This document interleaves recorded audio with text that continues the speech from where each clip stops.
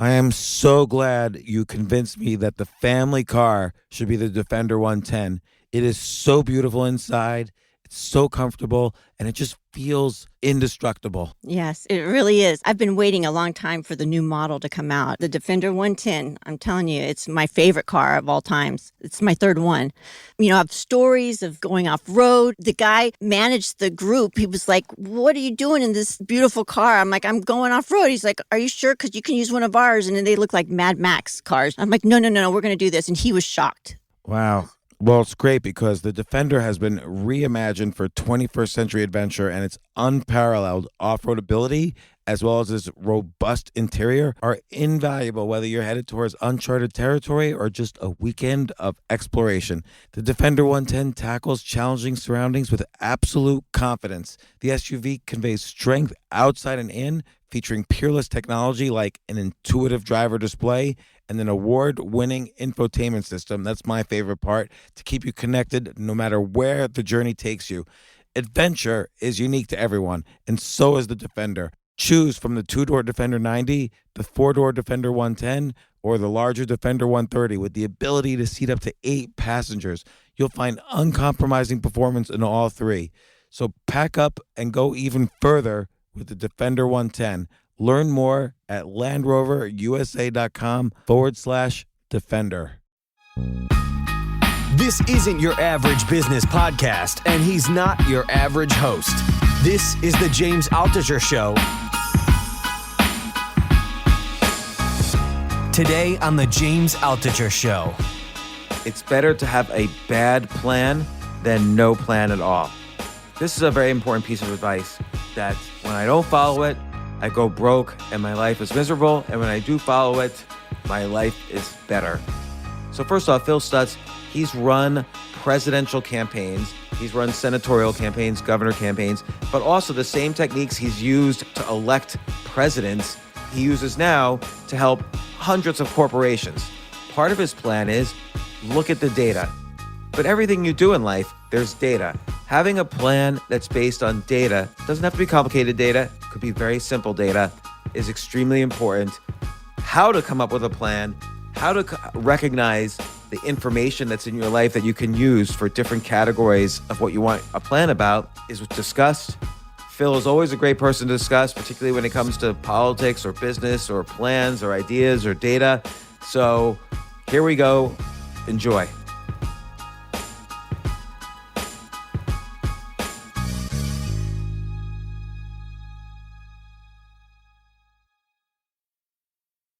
I read the book. It's excellent. And it's a lot different than what you've written before. Like, now I get it. And I mean, I understood, like, the book you wrote before was like the intro to you. Like, you're this guy who kind of transformed the way presidential elections and other elections, governor, Congress, whatever, use data and the internet and social media to run their campaigns or manage their campaigns. Like you explained to me from the last book, I remember how social media and elections evolved, and how companies can learn from the techniques of elections to be better companies and to sell better products. But I didn't really understand everything.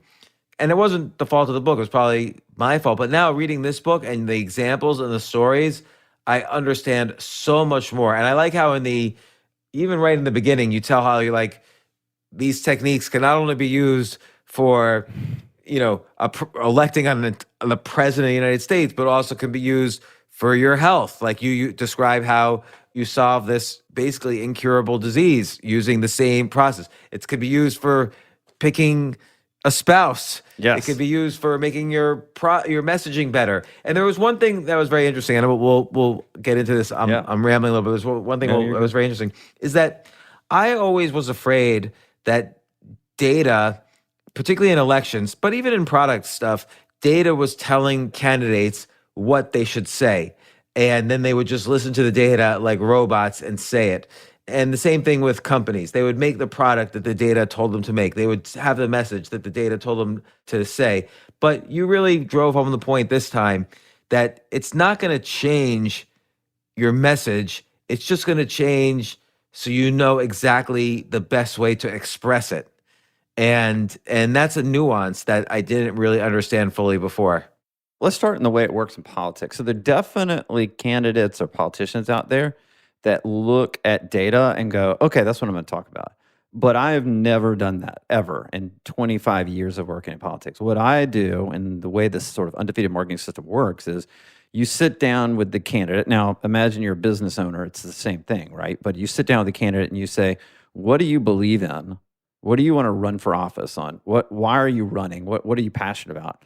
Inevitably, they give you like 25 policy issues, and you kind of roll your eyes like, okay, no one wants to hear 25 things about you, that you think are important. But you go, okay, those are the 25 things you want to run on. Great.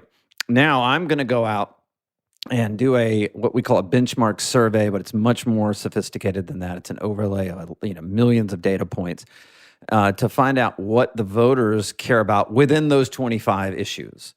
And ultimately, we find 2 or 3 issues within the 20, 25 a candidate will give you that the voter cares about to such an extreme, so it's so important to them that they would cross party lines, that they would vote for that candidate. They knew that candidate cared about that particular issue. And that's now the basis of how I'm going to run my campaign. So there's an alignment between what the candidate already believes and wants to run on and what the voter wants to hear from that candidate. The candidate may care more about environmental issues than tax issues, but if the voter cares about tax issues more than environmental issues, as long as they all agree on this, then I'm going to go to the one that the voter is most passionate about. If that makes sense?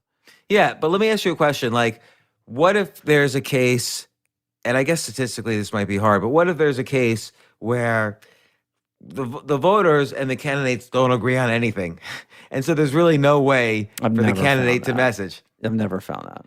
I guess because if the candidate is creative, meaning he's not just towing the party line, so he has creative issues that that are well thought out and that he cares about, then if he has 20 such issues, the odds are at least one of them is going to resonate with some category of voters that is big enough to get him elected. Yeah, right. And so the whole premise of the book is that's how businesses should be starting any kind of marketing campaign of their own business. Or it doesn't even mean marketing. It could be sales, like how your sales team talks. Because here's what happens inevitably.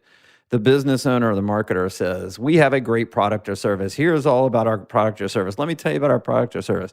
And what if the customer, the consumer, or the client, they don't give a damn about your story? What if they care about that product or service in a very nuanced way that you just didn't know about? And if you just communicated that nuance, you could double or triple or 10x your sales. And that's what we've found by utilizing that data method, not utilizing data to manipulate, to go, the customer or the voter thinks this. We're going to talk about this. It's where do you find alignment between, in the business sense, where the business owner has, what their vision is and what the customer or client wants to hear from that business owner.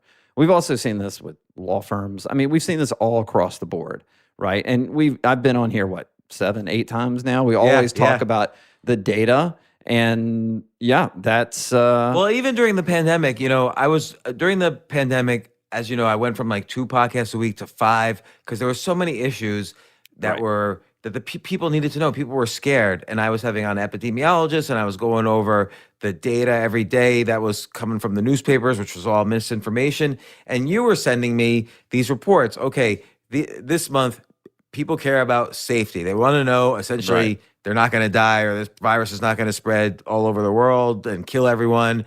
And then the next month, I'm making this up a little bit, it might have been about trust. Yeah, so which authority figures this is do exactly they what it is. trust? Yep. And so we it had didn't, local issues. Remember local? Yeah. Oh, yeah, local. And that was very important, actually, Right. because then what happened was, so all of these things were things I cared about, but I also cared about making people feel more comfortable with what was happening so they didn't go into despair, which unfortunately was a big symptom of what happened last year.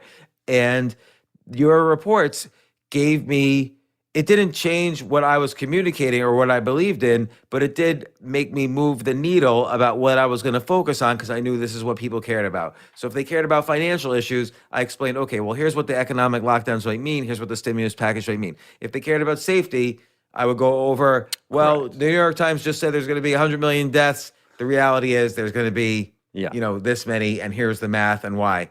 And So all of these were things I cared about and researched, but your data told me where people needed the most. They needed not the most information, maybe the most comfort in some way. And not that I was only saying things to make them comfortable, but I was going in the direction where this is what they needed to know about. This is where the misinformation was. But Phill says local issues are important, so I'm going to talk about what this means to their local communities. Totally agree. Yep, you've nailed it. It's not trying to find things that you don't like or don't care about within, let's say, your business or anything like that. It's about just finding the alignment. And so many of us as business owners, we get so caught up in how proud we are of what we built, we forget that the customer, the consumer, or the client, they may not give a shit. But you know what it also reminds me of? So I have a friend who has always impressed me with this one aspect of entrepreneurialism, which is that when you start a business, you have a vague idea what your business is about, but you don't really know who your business is serving and what your business does. So Google is a great example. Google started out because Larry Page wanted to create the world's greatest search engine, and he thought that's our product, is a search engine. But when they really started making money several years later, what they really were was an advertising platform.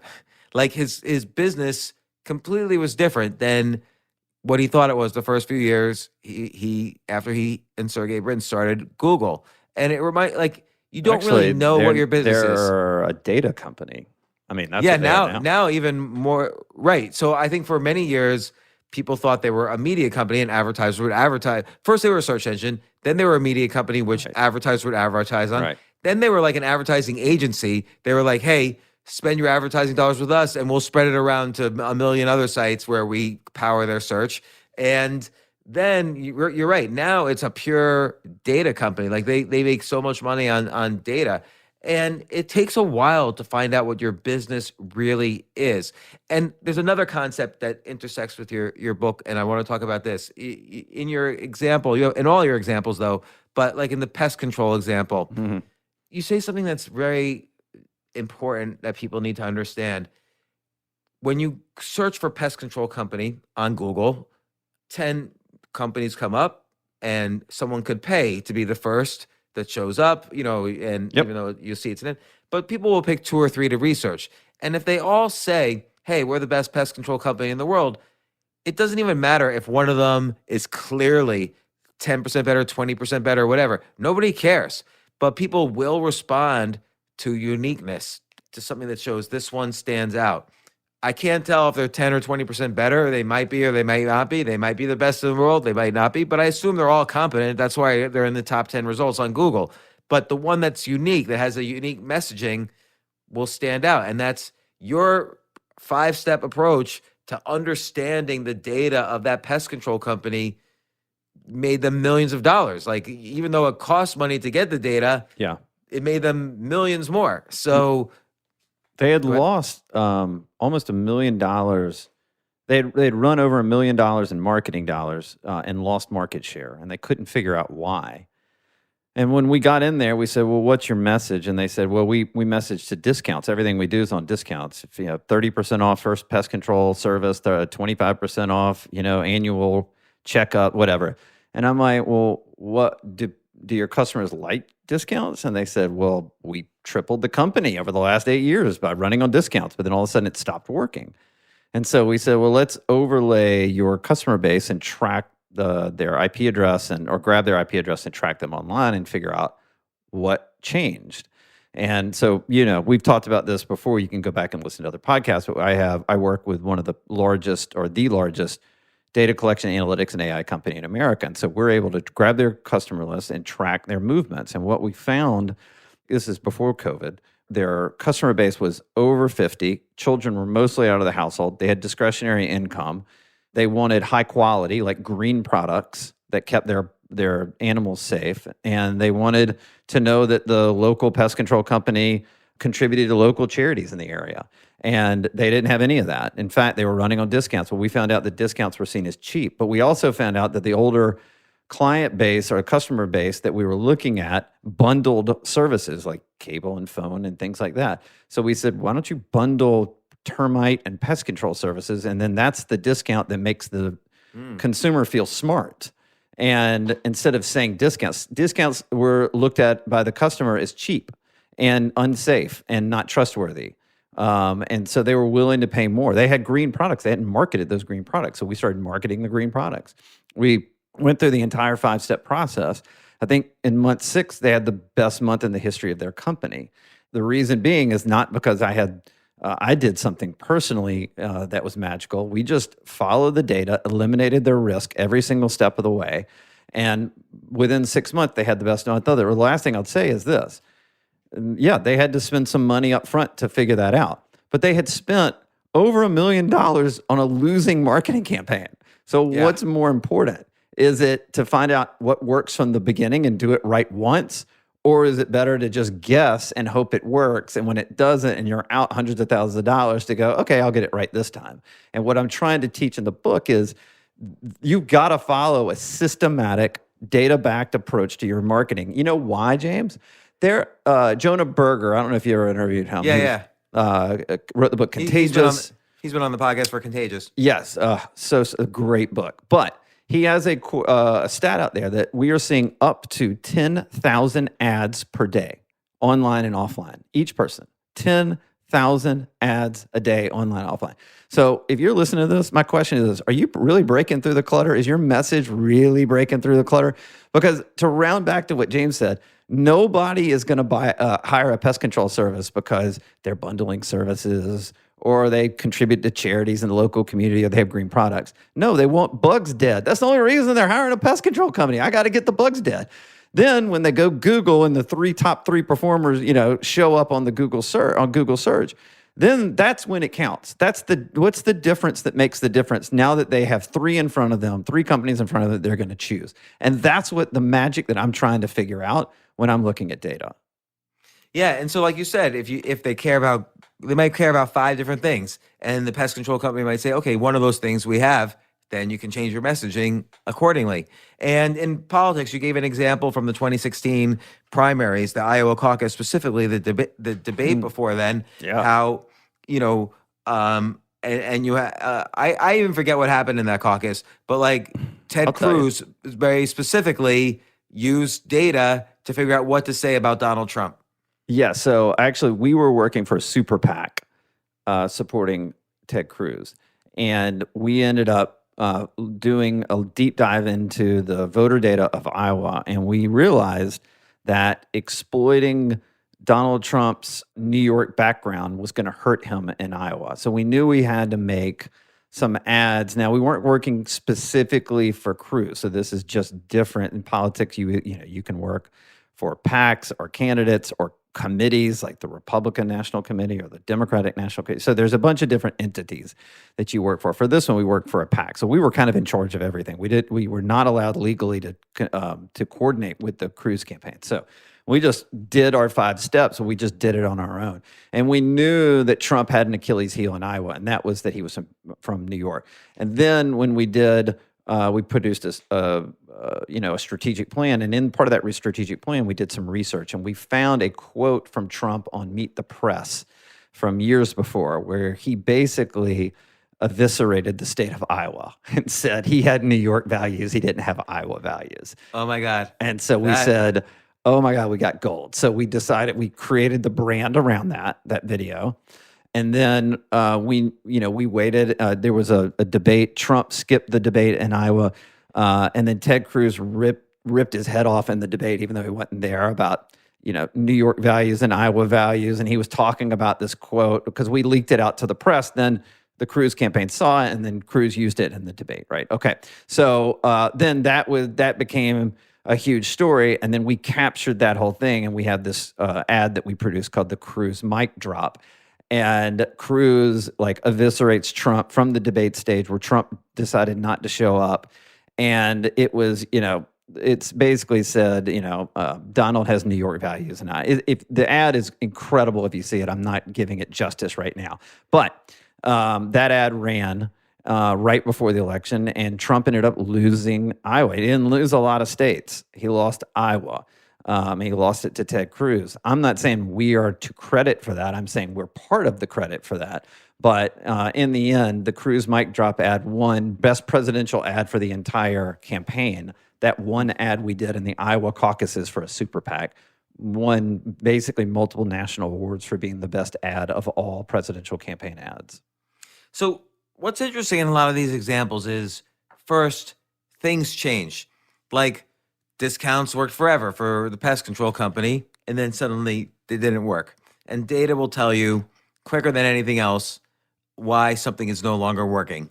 Like, because I think a lot of people will say, but this has always worked. I'm not resting until it keeps on working. And that's the wrong approach. You have to be flexible, and data-driven sounds machine-like, but actually it's the human approach, which is that things change. Let's find out what humans really think now, as opposed to just robotically, repeating what some data says is important.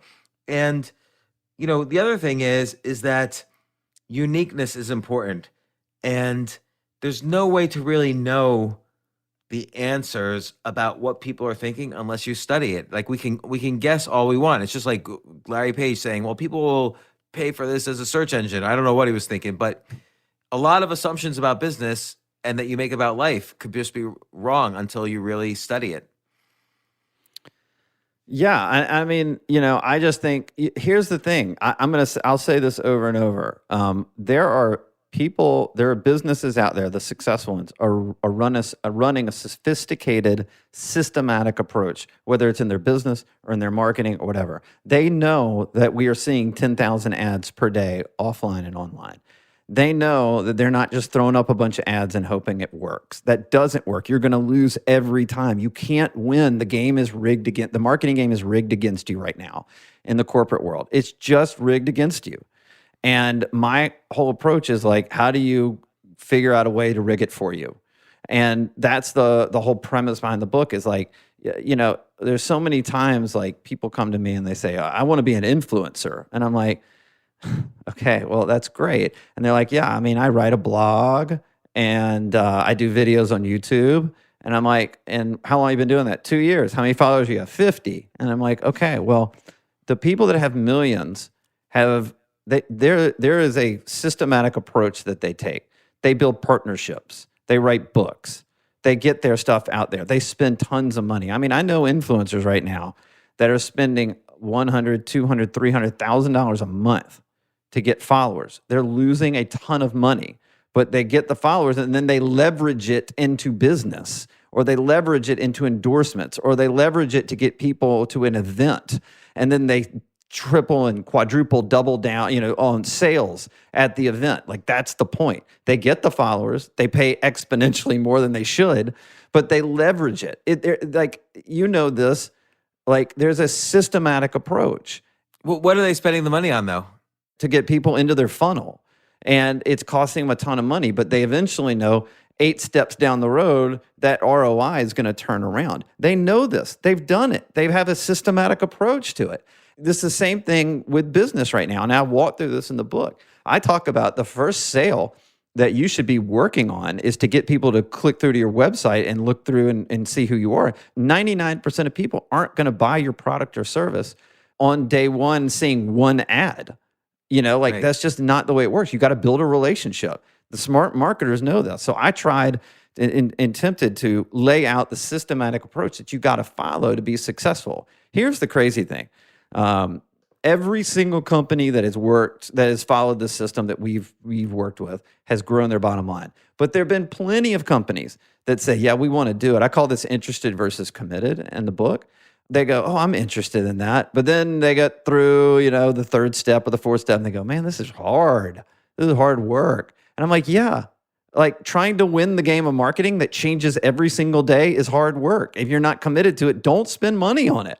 Like you got to be committed to it. And so this book is more or less for the people that are like, I know I'm committed to winning the game of marketing because it's just too complicated right now. It's too complicated.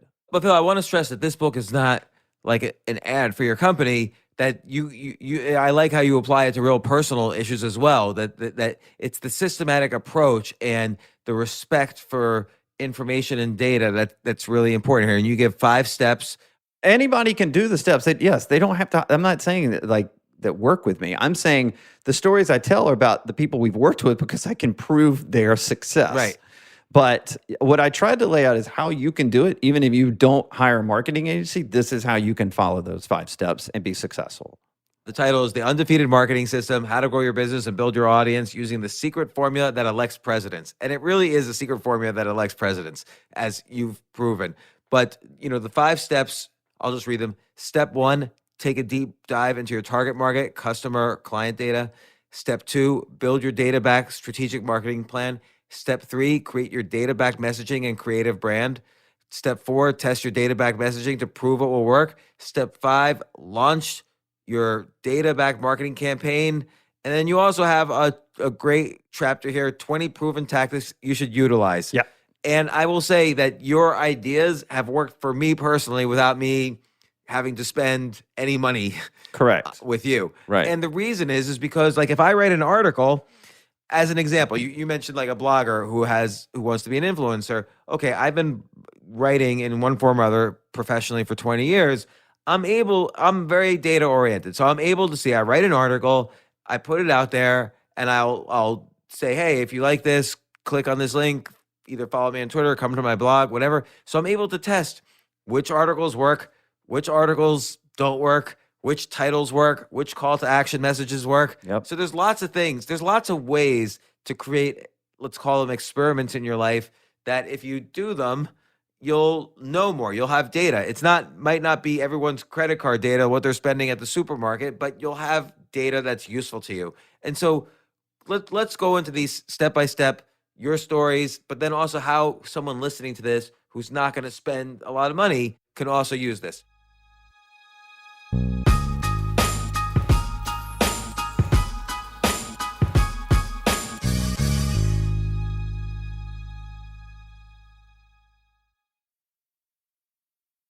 So step 1, take a deep dive into your target market / customer / client data. So if you don't have money to invest in understanding what your target market thinks, there are tons of ways to do it. By the way, there are some inexpensive companies out there that you could work with. But yeah, I'm like a guy. I'm not gonna So buy a you company. can, if you're trying to figure out, you can do a Survey Monkey to your clients or your customers and ask them deep dive questions. You can go into Google Analytics and look at your statistics. You can go into Facebook Analytics and find out what's going on. There are lots of different ways, if you're creative, to understand what's driving. Like you, just like me, when I write to my subscribers, I have learned over 3 years of writing every single 2 weeks to them, right, that there are certain topics that they want, certain ideas they want to know more on, things that they want to learn from, things they want to utilize. Like I wrote in the back of the book, 20 tactics that will grow your ROI and don't cost you a dime, right? You can do all of these things. I know just from my own experience that that's what people really want from me, is give me the ideas that I can try out. That's all data. Go try all those things. You don't have to be the most sophisticated in the world. You can do anything, but you've got to get a better understanding of how the customer thinks. I actually worked with this guy. I helped him for free. He was starting a T-shirt company, and he was out in LA. This is before the pandemic, and he's like, "What should I do? How do I get data? I can't afford it." And I'm like, "Okay, where are you selling your shirts right now?" And he's like, "I'm selling them over by the beach, And I'm like, "Cool." Then everybody that walks by, give them, I'll give you a free T-shirt if you buy one, but would you answer one question? And, try to get as much information as possible. You've just got to be a little bit of innovative here. But there are a lot of free tools out. I mean, honestly, Google and Facebook being the easiest, Survey Monkey being the easiest too.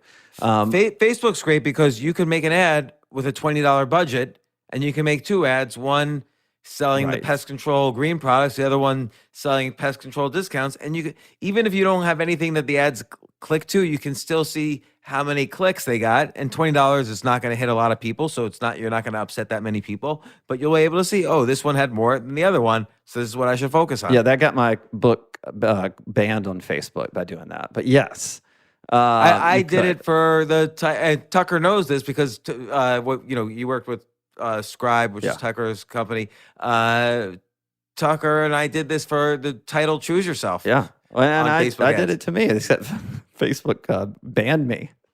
But That's so we can get into Facebook's that banning later. a lot of people. Yeah, but there's a lot of different ways. Look, I post most of my blog entries on Medium. Medium gives me a litany of statistics to look back, see what people click through, see where the platforms that I'm getting the most clicks on. I mean, one of the things that we do within our company, though, is I can tell you what social media platforms your customers are on in a chronological order.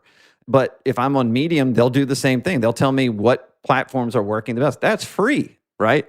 And like, for instance, why is it important? Okay, so we work, and I tell this story in the book, but we worked with a Instagram influencer that also sold hair care products. And she had built $1 million business selling hair care products. And she came to us and said, I'd like to switch over and start building my brand on Facebook. I've never done it. It's always been on Instagram. And I said, why do you want to go to Facebook? She said, well, it just seems like Facebook owns Instagram. It's a natural place to go. And I said, well, let's figure that out first. So we overlaid her customer base online. We tracked those movements for about a month in the future. We got 90 days in the past we can track. We grabbed their IP addresses, saw all their movements, figured out what they were doing, and we produced this report. And in the report, we found out that Facebook was the number 4 performing platform for her customer base.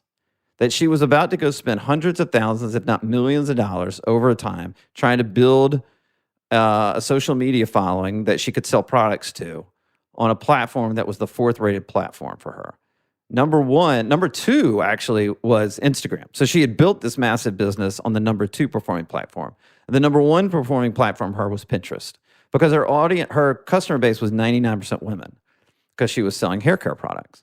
And so she went, oh my God, like I almost invested in all of this. And so that's the point of looking at this data.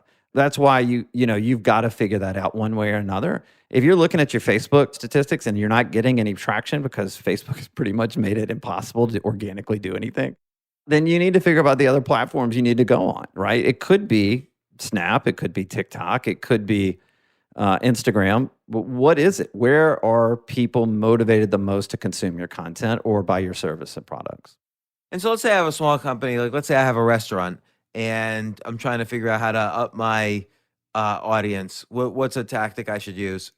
Or how do I use this approach? Yeah, well, first of all, I would, do you want the sophisticated or the unsophisticated? Both. All right.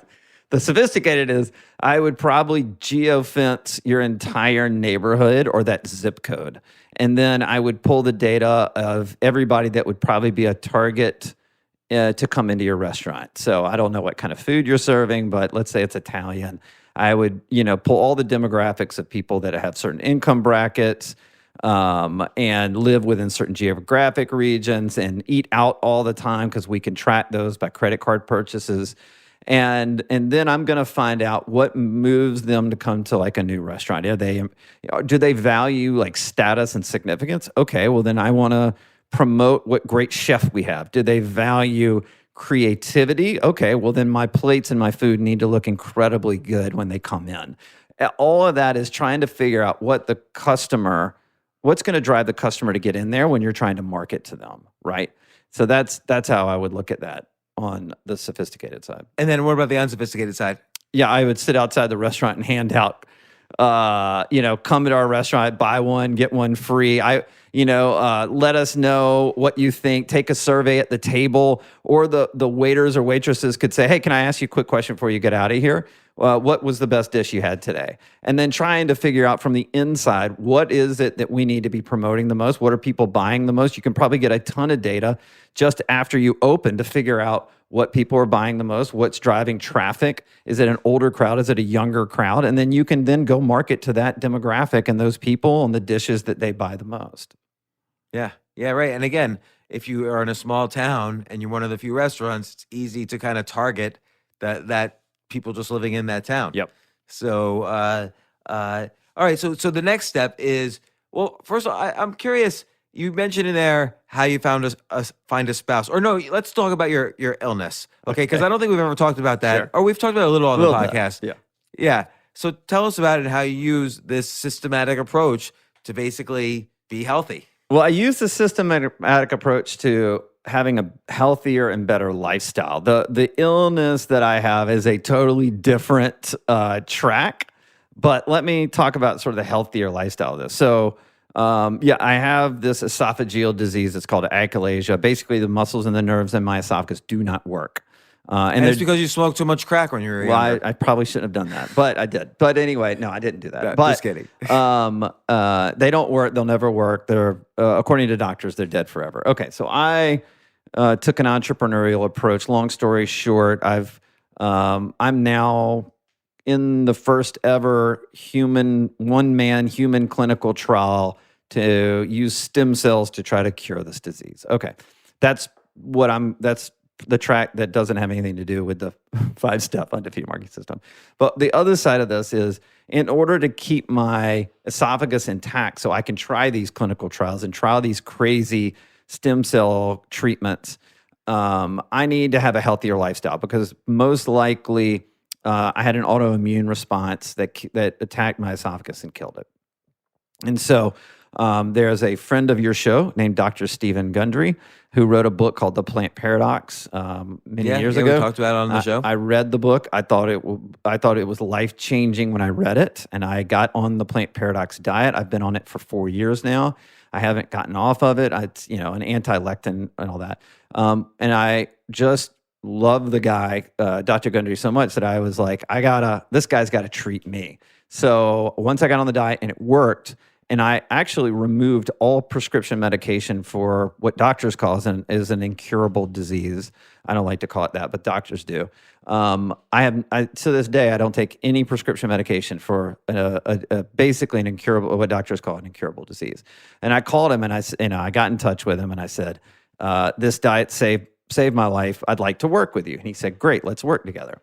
And so the way he approached the 5-step system was this. He said, first thing I'm going to do is we're going to take blood tests, and we're going to check 127 different, blood test factors that you have in your system right now. So we did. And I got 127 different results of various things, whether I was in a dangerous zone with my blood, a neutral zone, or a really healthy zone. So we got all this data back. So that's step one. We did the blood test. We got all the data back.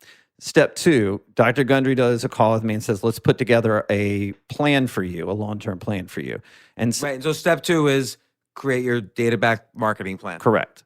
So we did, right?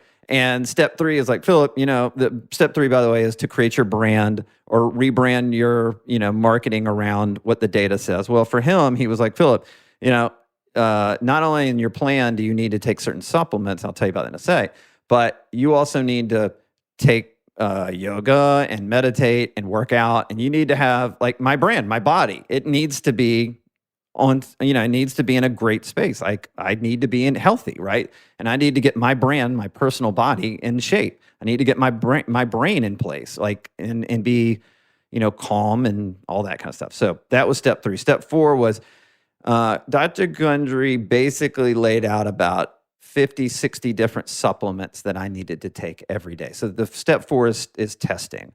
And so we knew what the blood test said. We knew what the data said. And he said, and to overcome these bad monikers and these neutral monikers, I want you to take all of these supplements, right? And then, so that was step 4. So we decided to test everything out to see if it worked with these supplements and not prescription meds. We went back and did all of these tests 6 months later and checked how the supplements had worked. And we found where my blood had improved in certain monikers, where it had stayed neutral, but everything moved in the right direction. So for us, step 5 is, okay, now that we know what supplements are going to work, this is it. You launch. This is what you're going to do going forward. So I've done this now for 4 years with him, and I'm taking 70 supplements a day. Oh my gosh.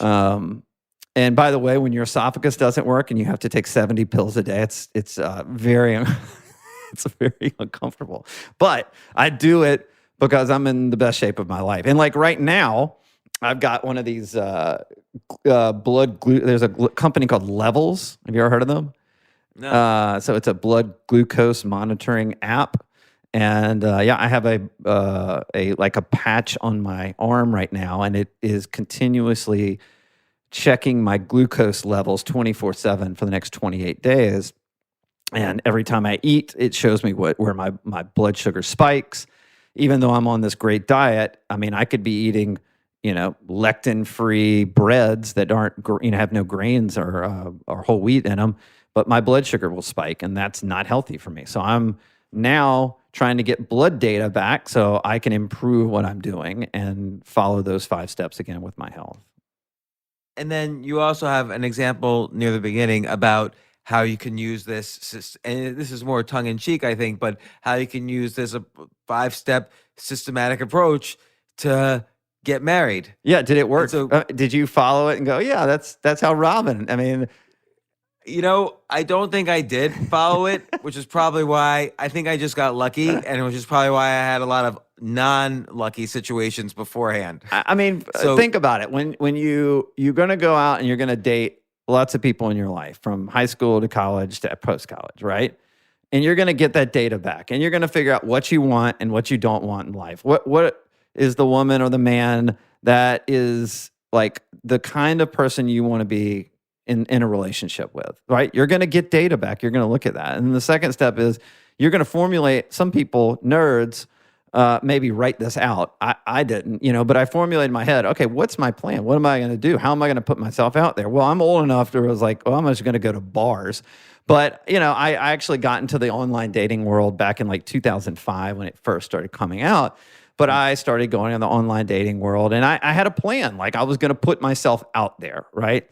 The third step was the same thing as the third step with Dr. Gundry's work. Like, I had to get in shape. I have to wear nice clothes on dates. My brand has to look good if I want some woman to be attracted to me. Right, and this is not fake. Like, you really No. you This you is really exactly did what work I out. did. It wasn't Right. It wasn't like you're saying, "Oh, I go to the gym 3 times a week." Can't you tell? Like, it wasn't like a fake thing. No, I like buying nice clothes, and if I was going to go on a date, I was going to take a shower beforehand. I was going to get my brand on point, right? And then the fourth step was I went on a ton of dates. I dated a lot until I was 32, and I met my wife. And then the fourth time, that was the fourth step. But ultimately, after testing a lot of dates, I finally found the woman I wanted, and I went to the fifth step and got married and had a family. That's great. And I like thinking systematically like this. You can do this with what investing strategies work for you, what type of businesses work for you if you're an entrepreneur, what type of approaches work for you if you're asking for a raise at work, or there's so many different things you could apply, just thinking in terms of what is the data telling me? What is this? People often try to fit the world to their desires. I mean, like, take the case of the pest control company. They could have said, listen, this has always worked for us. We believe in this. So it's do or die. People are going to eventually get back to loving discounts. So you could you could try to force the world to fit your desires, but that's not going to work. And it really is you're in a situation in life. What is the situation itself? What is the language of the situation? And what is the situation saying to you that it needs? Every situation needs something from you. What is the language it's speaking? How can I speak it? And then once I understand it, what is it saying? And that language is largely data. And you listen to the data to see what it's saying. It's feedback, right? It doesn't have to mean some kind of sophisticated data system. It's like going on dates and going, all right, what's the feedback from those dates? Like, that's data. And then your response to the data is you're still being authentic and yourself, but your response to the data is, you either have a good conversation or a bad conversation. You either have a good outcome or a bad outcome. Like whenever you talk to someone, we either argue or we have a good conversation or it's neutral or whatever. Like, in the 27 tactics that you have later in the last chapter, you tell this really interesting story about Ryan Reynolds. And I didn't really know he was an entrepreneur until literally this podcast and the podcast I just did with somebody else. Both, you mentioned Ryan Reynolds in your book, and this guy mentioned Ryan Reynolds in one of his things. But you have more details. Can you tell the story of Ryan Reynolds and what your insight was from that? Yeah, and I also say this, and I want to be very upfront. If you're looking for, when I talk about this being a systematic approach to marketing and a book that really lays out how you should be doing it, this is not a textbook. If you're looking for a textbook, I didn't write that. I wrote a book that teaches No, there's these so many things. great stories. I just teach it all through stories. If you want to know how modern political campaigns evolved to create the system, I lay that out over a 20-year period, from George W. Bush to Barack Obama to Donald Trump to Joe Biden. I lay out how they use the approach to win all of their races, right? And then I talk about how companies have done this as well. And I don't just tell them that these companies have done it. I lay out the exact story and the exact steps that they utilized to do this. So, and then separately, you're right. I have 20 tactics at the end of the book that are free and easy, and everybody should be utilizing a lot of these. And one of them was, I talk about the effect of, this could be an influencer, it could be a celebrity, but the effect of a celebrity, and then also using humor. So Ryan Reynolds bought into, I think it's Avian Gin, and the company Avian Gin, a gin company, an alcohol company, and I think he went, and again, you're pulling one story out of a 300-page book, but I think he went on Jimmy Fallon. Oh yeah, I think he went on. There are many stories. I mean, I like this one. I like all of them, but this was an interesting. I think he went on the Tonight Show with Jimmy Fallon, and on there he starts talking about this investment. But then he gives, you may want to refresh it if you got in front of you, but it's like he gave his email out and asked people to email him. About now I'm drawing a total blank. You're stumping me on this, but he asked the people on there. He ended up getting something like 25,000 email responses from that. Yeah, the servers broke crashed. the server, right? But the thing is, it ended up getting something like 8 figures in free media. Like, people wrote about the story. They went crazy about the story. It blew up the company. Then Ryan Reynolds followed that up and did like a humorous video about how he didn't know how to work email and all this stuff. And, he then gave out somebody else's email in the company. And it was so funny. And it got another bite of the apple. Well, that company, Avian Gin, I think it ended up selling for hundreds of millions of dollars. Like, $600 million. 2 years later. 2 years. And it all because he decided to use humor in his marketing. This is marketing that didn't cost the company anything, because they gave him a portion of, they gave him equity in the company. They weren't paying him. He had equity. And then he used his celebrity, and he used humor, and he did something very unique. He gave out his email, and he crashed the servers. They turned that into a story. They leveraged it on top of it. Ryan did like a couple more add-ons to that story, and he kept doing humor. Their marketing department kept producing humorous things with Ryan over the years, and they sold it for $600 million. Yeah. So, and you mentioned in this section how important authenticity is. So he was authentic. He was basically being himself and playful and hey, email me. And then he made, use his humor to kind of propel that along. Again, no matter how much data, I think people make the mistake of thinking that data means you're not going to be authentic. And I think people could sniff that out. People could sniff out authenticity, and it almost gives you permission to be more authentic. Okay, now I know what people want. I'm just going to go double down. Yeah, double down because I'm into that too. So I could just be honest now about it. Instead of trying to second guess what my audience wants, I could just be me, but just go in this lane instead of that lane. Yeah, and I mean, this is why your brand works, right? You're authentic, you're vulnerable. Your authenticity is your vulnerability. And it resonates with people. It's why people want to tune in here and listen and read what you have to say. But that's, I know you offline, and that's who you are in private as well as on this podcast. Like, what you see is what you get with James. But people know that. They don't need to hear that from me. They just know it because you're authentic. Yeah, and here's the thing, like, now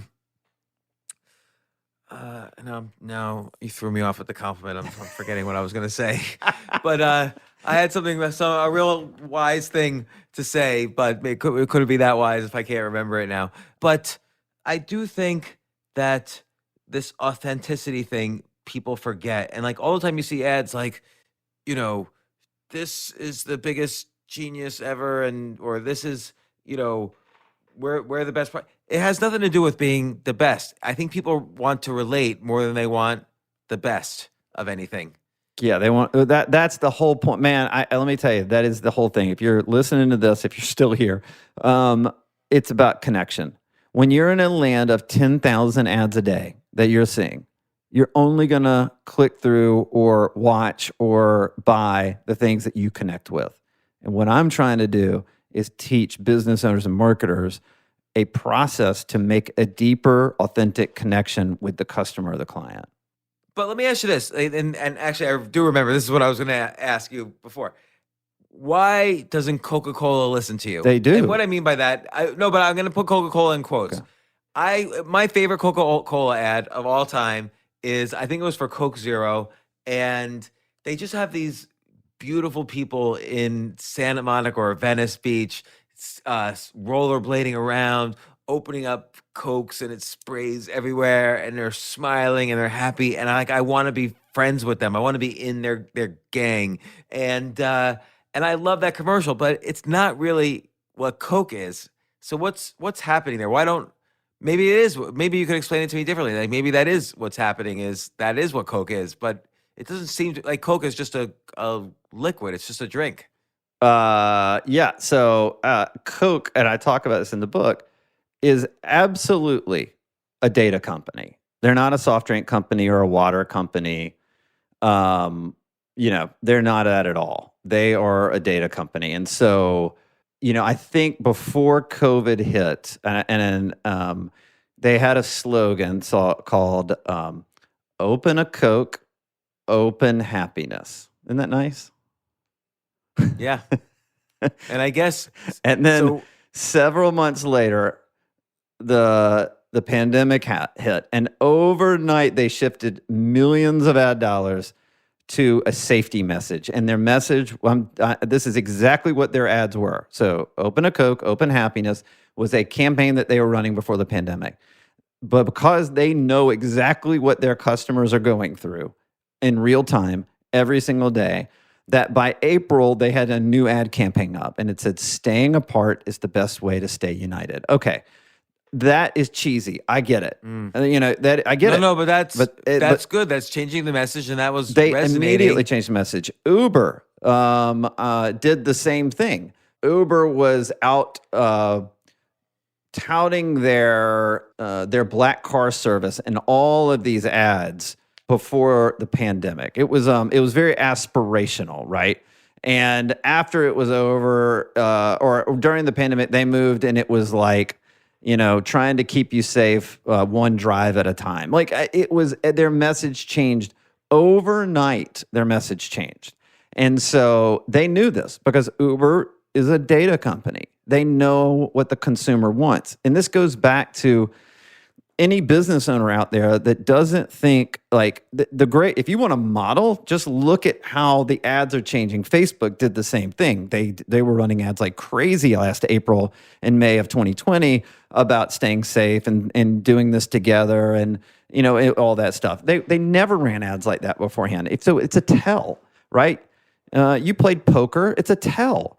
Like you can look at these big companies, and when you see them shift their message, you go, okay, something happened. Maybe I need to shift mine. Well, let me ask you a question. Like, let's say you could somehow track which companies have suddenly changed their message by the greatest amount in the past month. And then you do the data analysis as if you were that company, and you see, oh, they just changed their message. Like Coke just changed their message from being happy to being apart keeps us united, because the data is telling them this is what people care about. And what if you use that as a stock picking strategy? Do you think that will work? Finding the companies that are basically that you could tell are best attuned to the data around them and invest in them. Do you think that would work as almost like you could start a hedge fund based on that? Yeah, that's super interesting. Never thought of an idea like that, but I definitely, this is what I do for a living, so I can pick this thing out like a mile away. Yeah, that is a super interesting idea.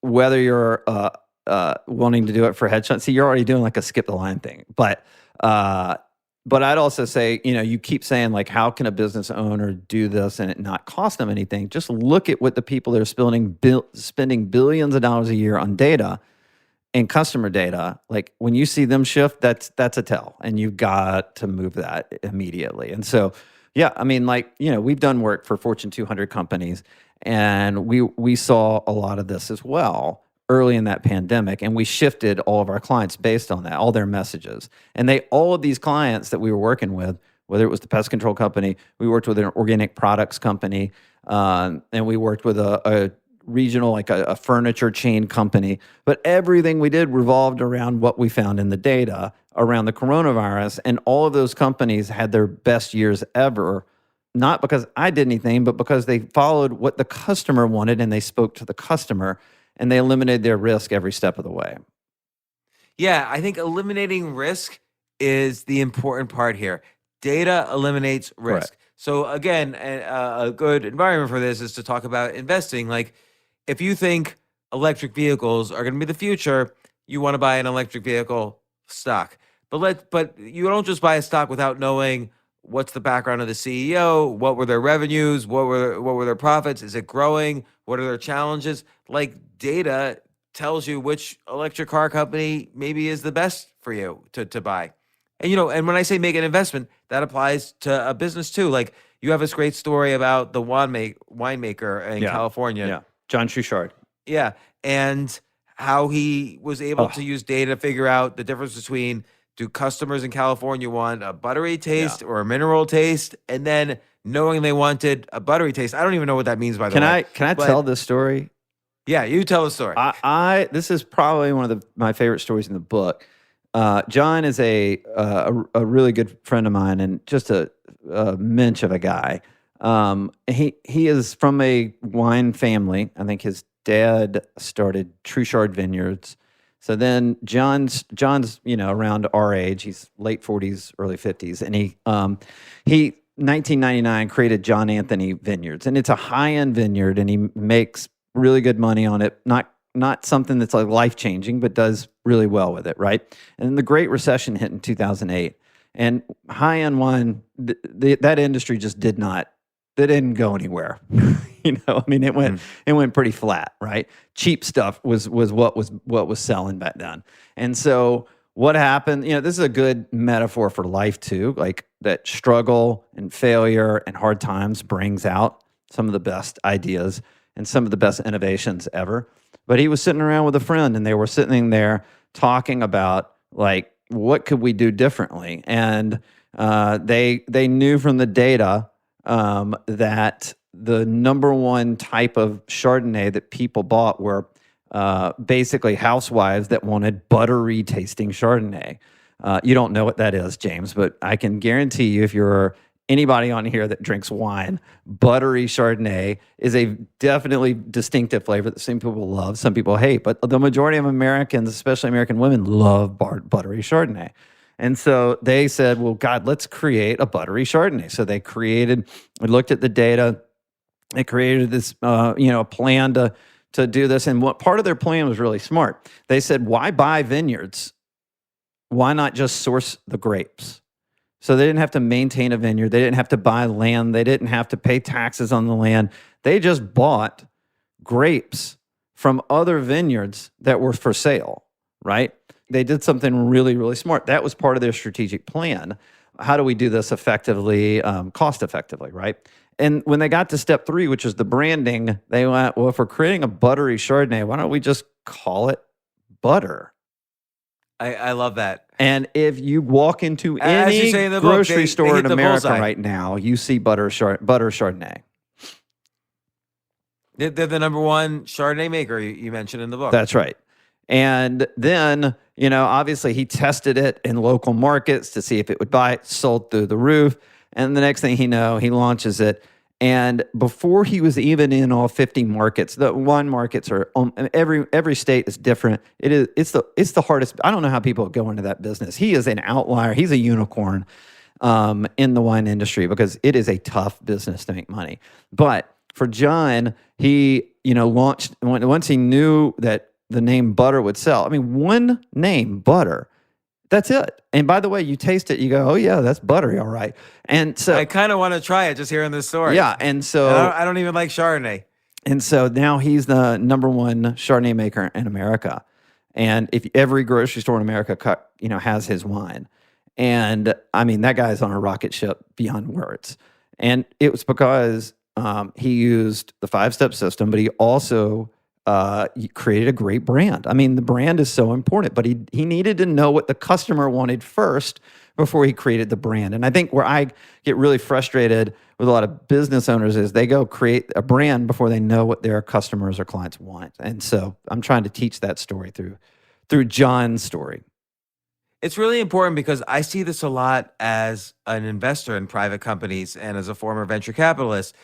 So many people pitch concepts that they have no idea if it'll work or not. They want to raise the money, build software, and then see if the idea will work. And data is such a great way, or when we say data, it's not like it could be the sophisticated data you get where you have like millions of pieces of data and you know how many strawberries they bought last month at Whole Foods and all this stuff. Or it could be data like we're talking in this personal level, but they just don't have any understanding of whether their idea will work or not other than their gut feel, which is right 50% of the time and wrong 50% of the time, like anything. Yeah, I heard you talk about you guys, you're I don't know if you're still doing it, but you were going to create some kind of streaming video platform for podcasts. Still building it. Right. Okay, but it feels like the idea came from doing 700 podcasts and knowing what worked and what didn't. That you evaluated the data of your experience and said, there's a vulnerability in the market that I need, that the market needs from your own data analysis of all your experience. Fair or not fair?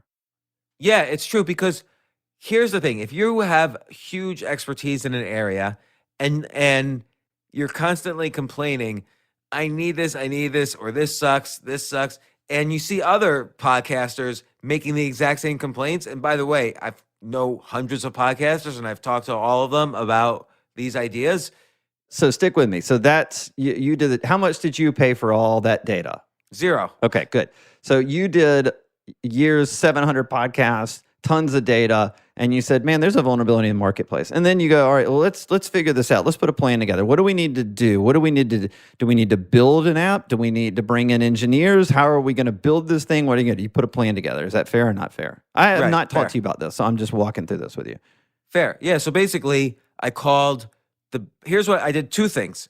I called the best computer programmers in the world. And so I went to graduate school at a very good computer science department. I know the best programmers in the world, people who were Google fellows, who made, millions working for the top companies. I called them and asked them to work with me on it.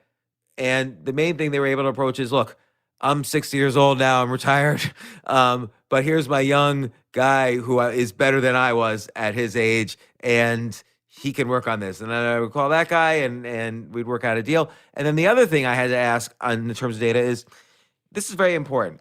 You always have to ask, why me? Why am I getting this opportunity? There's other companies out there. We're talking on a platform right now. Why aren't they doing it? And so I needed data. So I found out through various means who their developers were, who their programmers were. And I looked up on LinkedIn what their backgrounds were, what their education was, what they studied, what their skill sets were. And I realized, video programming skills are very different than data crunching skills. And in the world of the internet and the world, the world of data, most programmers are focused on data crunching skills and not low-level systems video programming skills. So I understood when I looked at these resumes why people at some of the top potential competitors weren't actually competitive with what my idea. So that was, kind of still validating the idea, but it allowed me to put together a plan, find a programmer with these skills and make a feature set. Now, it feels like you're not totally beyond step 2, but it feels like at some point, all right, we got to, what is the brand going to look like? How are we going to put this together? How different is it going to be from the other brands that are out there right now, whether it's, Squadcast or all this stuff. And then you're going to test it. And by the way, you also may bring in some celebrities to be a part of that. That's a huge thing on your brand. Absolutely. And then the fourth step is, okay, now that we got it out there, let's beta test it. with a lot of podcasters out there and see what they think. And then you're going to get more feedback. And then you're going to be like, now we know what to do. Let's launch this thing and let's go because we got gold right in our hands. Is that a fair 5-step process for you? Absolutely. And it's the way I've started every single successful company I've ever started.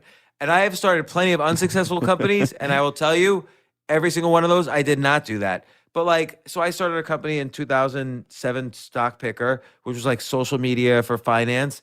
And I knew what I wanted. Mm-hmm. There was I'm not even going to describe the 5-step plan. I did everything that you are describing in these steps. So like even thinking systematically in this approach is important.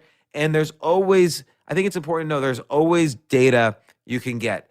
There might be the high end expensive data like you're getting, and that's really important for presidential campaigns or for Fortune 500 companies or even for influencers. Like you were sending this data to me, and it helped me considerably during the pandemic, change the way I delivered a consistent message. I was still consistent, but I moved the needle. I changed the way I would deliver that message based on what you were telling me from getting data on 100 million people. And so this stuff is valuable. Like, again, whether you're going to, spend $50,000 to get data or whether you're going to just do it for free, this approach, a data-based systematic approach, it's important to realize, don't be afraid of the word data because data is everywhere, cheap, middle, and expensive. And even the cheap is incredibly valuable and is worth a lot of money. Like me using $100 budget on Facebook to help me pick the title Choose Yourself for my book instead of Tucker Max's suggestion of pick yourself was incredibly valuable to me. And, other experiments I've done like that. So yeah. And if you'll let me do one thing on the self-promotion side, one of the things that we did with this book was the exact same thing you're saying. So if you're out there and you're like, how do I even start or utilize this data? When we created a free data assessment form that you could fill out, and someone on my team will literally answer your questions for free in a phone call, not an email, a phone call. And you go to, can I tell them, is you all right with this? It's phillipstutts.com/insights. And literally And by the way, this is in the book, so people should buy the book at the too back to of the see these book, but offers. it literally takes you 30 seconds. And our team will evaluate what you have and they'll give you advice on what you should be doing. And they'll do it for free. You know what you should do, Phil? You should actually, if given permission, you should put together all those kind of, what do you call it? Like stories of the people who call you and your responses and why, and almost like a kind of follow-up, not book, but like you'll email this to everyone on your list because that would be valuable to know, to see your guys at work, how they evaluate a situation and all the different situations that approach you. I think that would be really fascinating. Like I would pay for that. I would pay like a lot of money for that. And I've got all the handwritten notes on it because we've done on our data system, the system we've worked with over 300 companies that have paid us to look at their customer base or to build out their customer base.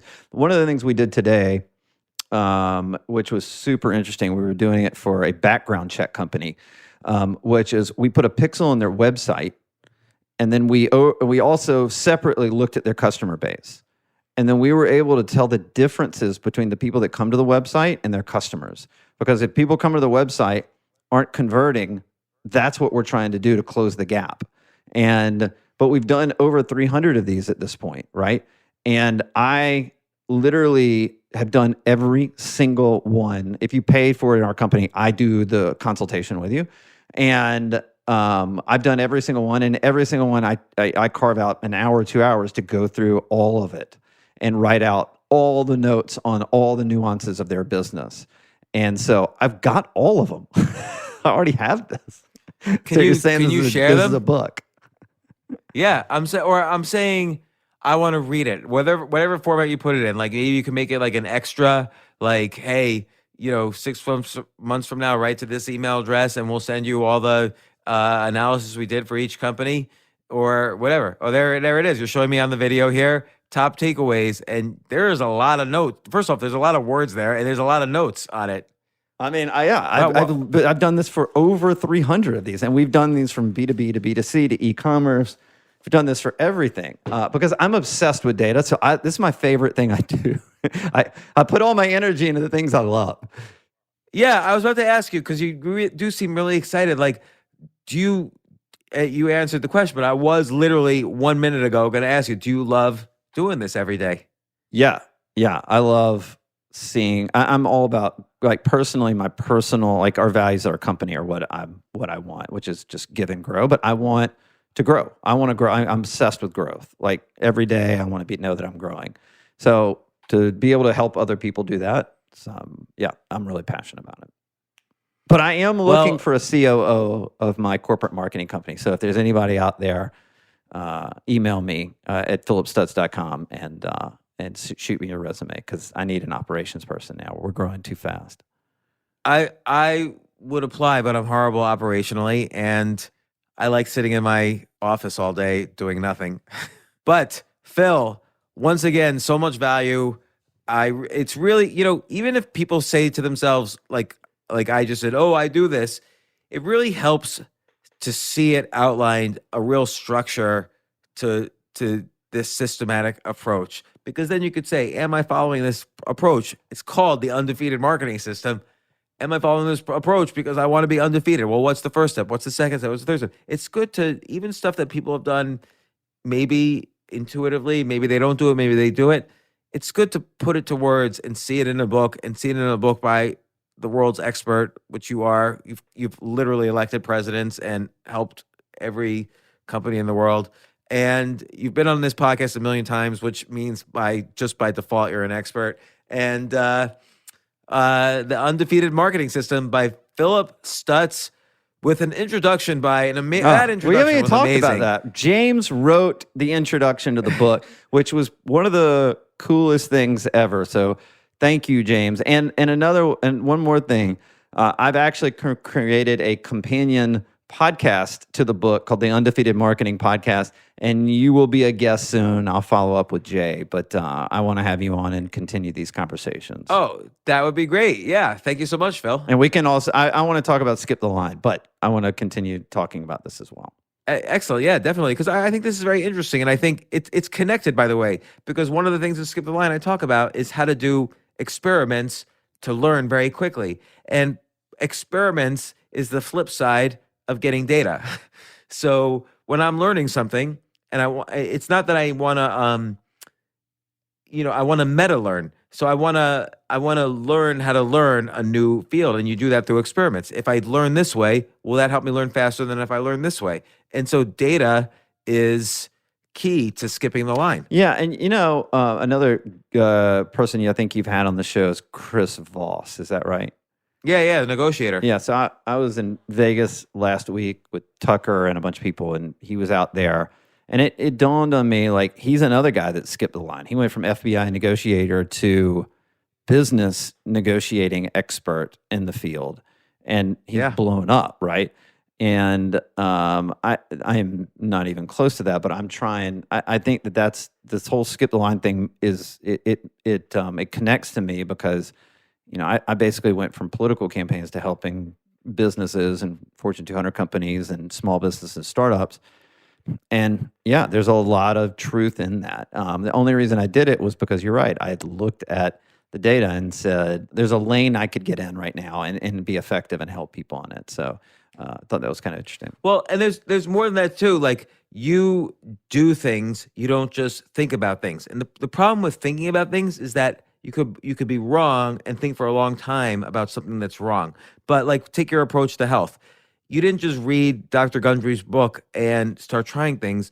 You called Dr. Gundry and then probably you stalked Dr. Gundry because, why would he respond to you? He probably has a lot of people calling him. But you told a unique story about your illness and why you felt he could help you, and you intrigued him enough that he did help you, and it became a project of his, and it's a project you worked on together. Yeah. Like, you have to do things to get things. It's like, it's the difference. Like, I could always tell on Amazon reviews, for instance, people who actually read something and gave a review, Right. or people just had some kind of agenda, or like, on Google Maps, everything could be, I didn't know this, but every location in the world could be reviewed. So somebody went to Mount Rushmore. I looked at the reviews of Mount Rushmore, and someone said it's a shame how they've horribly defaced this once beautiful mountain. And I thought that was like, he said, I drove 2,000 miles to see this mountain, and it's a shame how they horribly defaced this mountain. And it made me think, like, did this guy not know that they on purpose faced the mountain? And why did he drive 2,000 miles if he didn't somehow know that? Like, what did he drive 2,000 miles for? People just do things without thinking. And you thought and then did, and then made the plan, as opposed to making a plan without doing the data first. And this whole thing the whole system came about from a colossal failure of mine. I don't know if you want me to go into that, but Yeah. So we were working with a company right when we started out. It was a 8-figure going towards a 9-figure supplement company. And we were super excited at working with them. And we started implementing some of our political principles into their business and started doing really well. And then one time the owner said, hey, help us on Instagram sell this their number one supplement. And our team took a picture of their number one supplement, and they were about to post it on Instagram. And the owner of the business called and said, what the F are you doing? And we said, what? And he said, why would you ever post a picture of the product without a human being in it? And we said, what do you mean? And he goes, you don't understand my business. I've spent years building an algorithm for my business. And if you do one single post that screws that up, my business it's gonna cost me millions. How do you not know that? And we went, oh, sorry about that. I went, look, we'll make it up to you. We'll do whatever. And he said, okay, all right, cool. You'll make it up. That's fine. See you. We'll talk next week. That was the last time I actually ever talked to him, because he ghosted me. And that was pretty devastating, because that was a client I really wanted to help. And so I literally locked myself in my office for like 3 weeks and was like, what is it? What do we do to get these candidates elected in politics? And how are we seeing results on the corporate side? But like, what is this systematic process in this? And it forced me to write it all out. And once I wrote it all out and started talking about it, everybody in the political business went, oh yeah, that is what we do. That's interesting. Never thought about it. Like, it never been sort of laid out before. And then I went to all of our clients and I said, we're going to stop working for you in the way we're doing it. We're changing over and we're going to follow this 5-step system. And that created this rocket ship for us in our business. And it all came from a colossal screw up.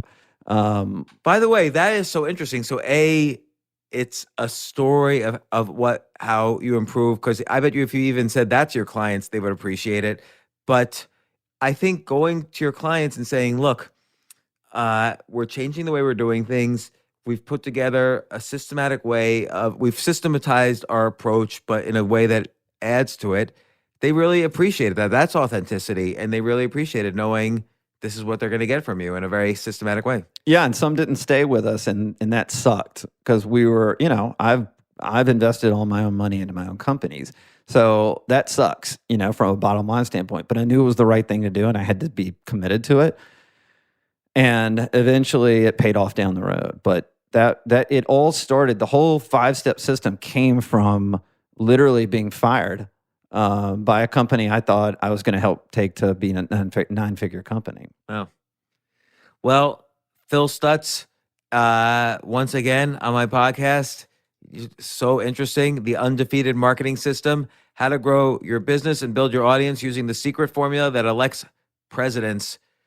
And again, the title is The Undefeated Marketing System. Phillip Stutts, Stutts. Let's see some advanced praise. Phillip Stutts' epic storyline of how presidential campaigns market themselves and the correlation for how this will grow your business is not only a fun read, but incredibly impressive. I've now implemented these findings with incredible success into my own business. Simply put, Phillip's Undefeated Marketing System is the real deal. That's advanced praise on the first page of this book from one James Altucher. So thank you. Thank you, Phill. Thanks again.